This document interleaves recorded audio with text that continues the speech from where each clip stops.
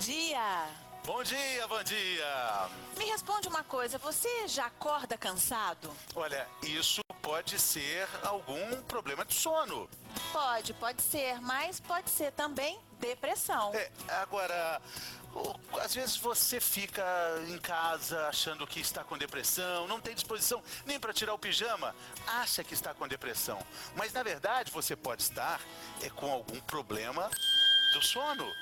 Ou o contrário, né? Você tá sempre cansado, com aquele sono que não passa nunca, acha que é algum problema do sono, mas na verdade o que você pode ter é uma depressão.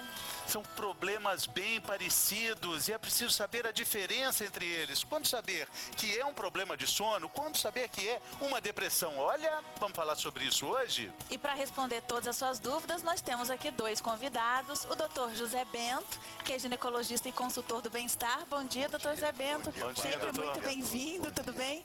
E também a neurologista, que é especialista em problemas do sono, a doutora Andréia Bacelar. Tudo bem, doutora? Bom dia. Bom dia, doutora. Agora, quando a gente fala em distúrbios do sono, não significa apenas insônia. Doutora Andréia, que outros problemas a gente pode ter na hora que a gente está ali dormindo? A insônia é um grande transtorno de sono, né? E que ela tem várias roupagens. Mas além do problema de dificuldade de iniciar, de manter ou de acordar precocemente, a gente pode ter transtornos respiratórios durante o sono. O ronco e parar de respirar, o ronco é o alerta se efetivamente eu estou parando de respirar. Com ganho de peso, com a questão hormonal nas mulheres. Enfim, a gente precisa entender que a queixa durante o dia pode ter uma correlação com uma má qualidade ou quantidade de sono. Pois é, você pode ter, por exemplo, a apneia do sono, né? Que é aquele ronco em que a pessoa para de respirar. Para resolver esse problema, existe esse aparelhinho aqui que chama CPAP. Você já ouviu falar dele? Conhece alguém que usa? A gente vai falar mais disso aqui daqui a pouco, desse amigo inseparável de quem ronca. Aí a gente vai explicar direitinho como é que ele funciona. É uma solução. Pois é, uma solução que pode ser também a solução do seu Gilberto, que a gente vai conhecer agora. O seu Gilberto, ele durante anos não dormia direito. Mas qual era o problema dele? Ele tinha algum problema, um distúrbio do sono, ou ele tinha, na verdade, depressão? Vamos saber agora com a Natália Ariede. O seu Gilberto foi professor e contador por 35 anos. O senhor era um professor bravo, irritado muito, na sala de aula? Nossa, muito bravo. Muito? Isso porque nos últimos 12 anos de dupla jornada, ele não dormia bem. Casava cansado, irritado. E no meio de dias, depois do almoço, sentava, às vezes, para assistir a televisão, dava um pouco de sono. Daí começou a agravar mais, né?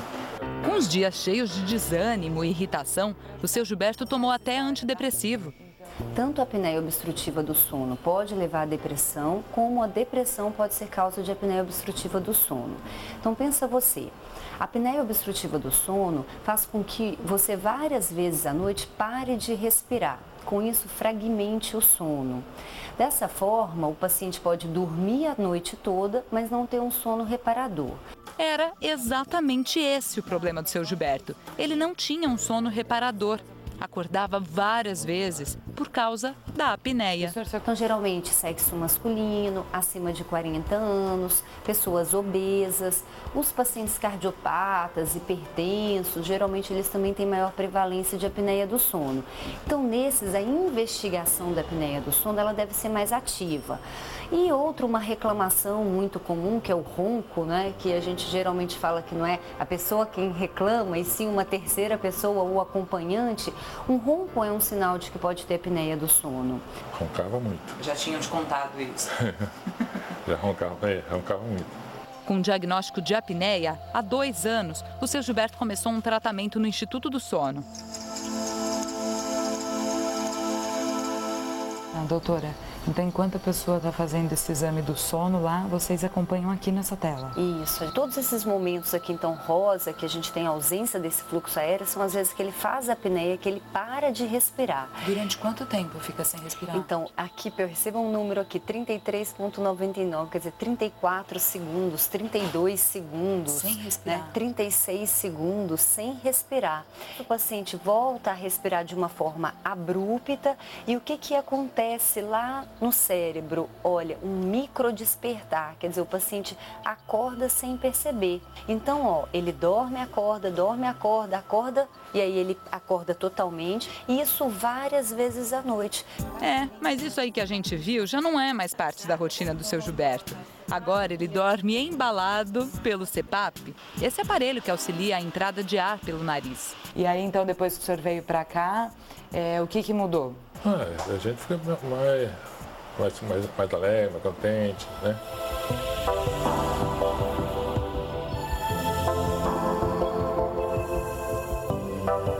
Nós ficamos curiosos para saber como esse tratamento para melhorar o sono está influenciando no dia a dia e principalmente no humor do seu Gilberto. Por isso, o Bem-Estar foi até a casa dele, em Santa Cruz do Rio Pardo, interior de São Paulo.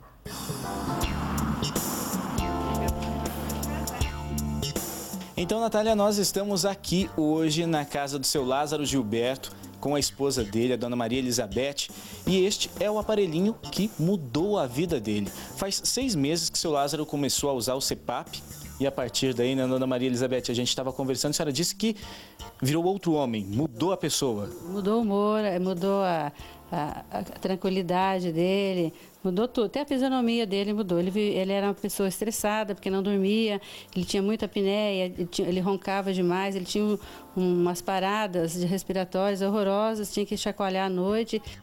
Agora ele passa os dias tranquilos, mas ativos, nada de sonolência. E de noite, dorme, como tem que ser.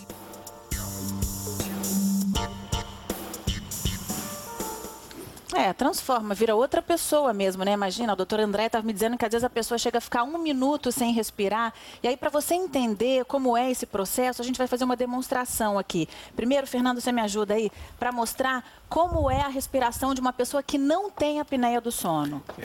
Seria mantendo essa bolinha bem alta, né? Vou fazer... Como é que é, doutora Andréia?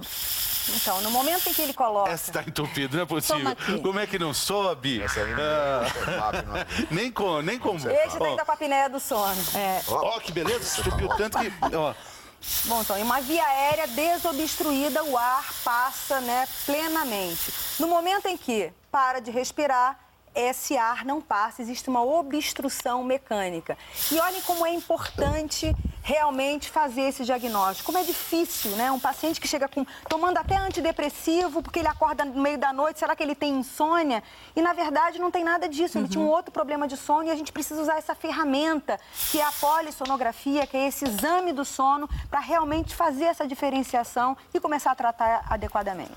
Pois exatamente, a pessoa ficar sem respirar, a senhora disse, até 1 minuto durante a noite, isso afeta o coração de uma maneira muito direta também, né? 1 minuto é uma apneia, só que ele fica 60 vezes por hora de sono. São 300, 400 eventos numa noite de sono. E aí ele para de respirar, e por que afeta o coração? Porque obstrui, cai o oxigênio, nesse momento o coração se sobrecarrega, aumenta a frequência cardíaca e aí aumenta a chance de hipertensão arterial, que muitas vezes começa a acontecer na madrugada, que o coração tem que estar repousando com uma pressão bem baixinha, aí eu começo a não ter essa queda da pressão na madrugada, e aí eu começo a ter esse aumento de pressão e eu já acordo com a pressão um pouquinho elevada e depois eu já fico hipertenso nas 24 horas. Agora, o mais interessante, André, é que os pacientes que têm esse tipo de problema não procuram o especialista em distúrbio do sono.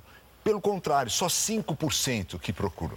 E você sabe que também, você em casa, André sabe disso, mas você em casa não sabe, mas nós somos os campeões mundiais da insônia. Então, você, às vezes, vai no médico, fale do seu sono também para ele, porque aí ele vai poder encomendar, vai poder recomendar um especialista, então, no sono, que é tão importante para você. Às vezes, hipertensão, obesidade pode dar também. A Associação Brasileira do Sono tem uma preocupação imensa em divulgar, né, quanto mais especialistas no Brasil inteiro para tentar efetivamente tratar adequadamente a insônia. 20% da população tem insônia.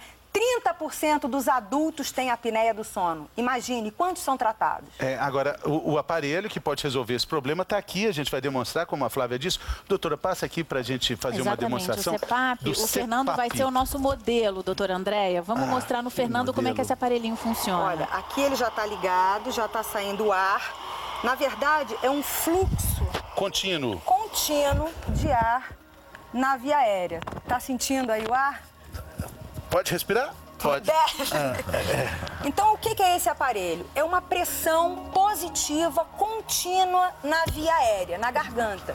Então, eu inspiro e expiro com essa pressão positiva. Com isso, eu desobstruo a garganta e no momento que eu uso adequadamente, titulando, é lógico, essa pressão dessa máscara aqui varia de 5 a 20 centímetros de água. Tem todo o movimento, dá para mexer. O que você sente? De lado, O que você sente, Fernando? É uma flexibilidade enorme. O que você sente, Fernando? Nada, não sinto nada. Tá sentindo um ar mais frio? Nem se quisesse entrando? roncar tem jeito, porque é um ar frio que entra.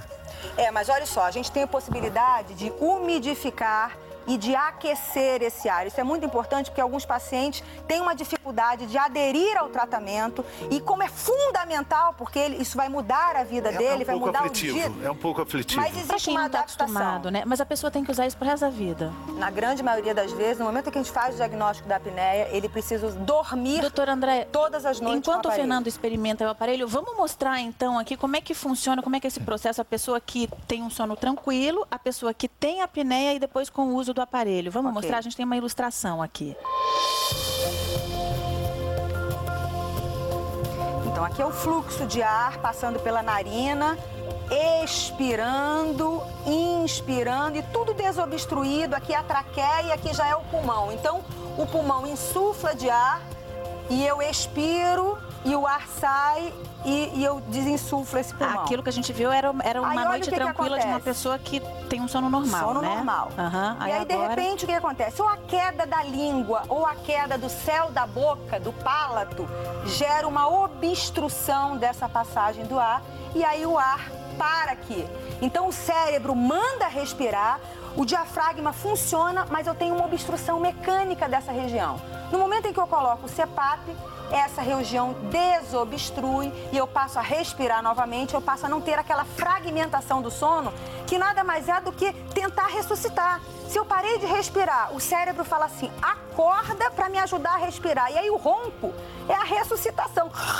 Entrou o ar novamente. E aí com o CPAP eu paro de roncar e paro de ter apneia no momento que eu uso, na pressão adequada, sendo titulado direitinho num laboratório de sono. Quer dizer, quem usa o CPAP vai dormir mais tranquilo e a companheira ou o companheiro também vão dormir mais tranquilo sem ouvir aquele insônia, ronco. Exatamente. A esposa, principalmente, deixa de ter a insônia porque está dormindo com um roncador.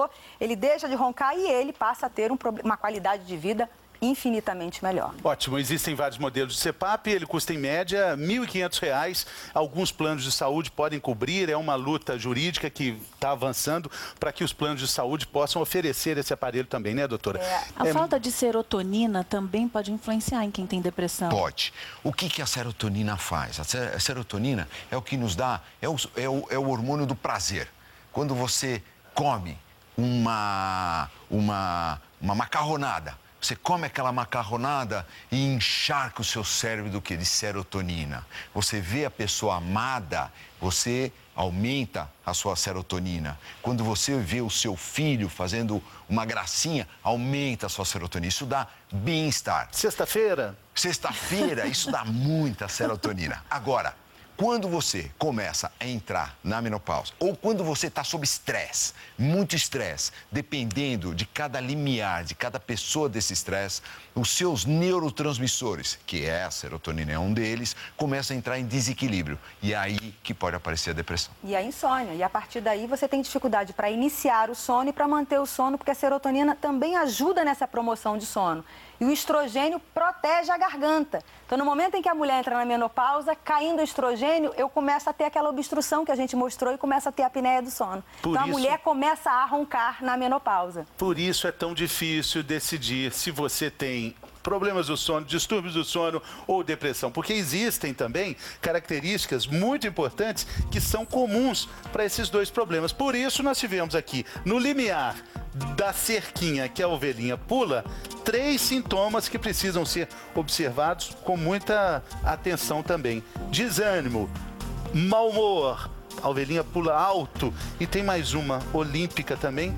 que ela pula bem alto, é a falta de memória. Quer dizer, esses 3 servem para os 2 problemas, né? Sono e depressão. E o grande problema é que as pessoas que acordam assim, eu acordo cansado, desanimado, minha memória está ruim, essas pessoas não associam a um problema de sono. Será que é a qualidade do meu sono, a quantidade do meu sono que não está adequada e por isso eu estou passando o meu dia assim? Então pensem nisso e busquem ajuda, né?